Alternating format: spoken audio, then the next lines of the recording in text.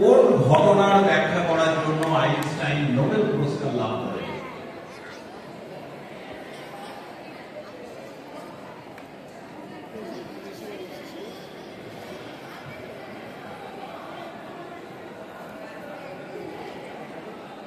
Time stop.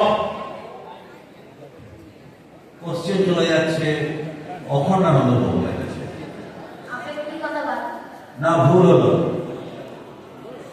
Vivekananda ভবন।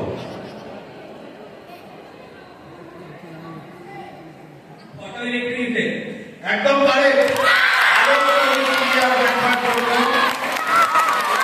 Einstein Nobel পুরস্কার লাভ করেন। তোমরা অনেকগুলো কথা বললে, special theory of relativity, general theory of relativity, Brownian motion, Bose Einstein statistics ইত্যাদির জন্য উনি নোবেল পুরস্কার পাওয়ার যোগ্য ছিলেন, কিন্তু বান আলোক প্রক্রিয়ার জন্য 1921 সালে নোবেল পুরস্কার পান।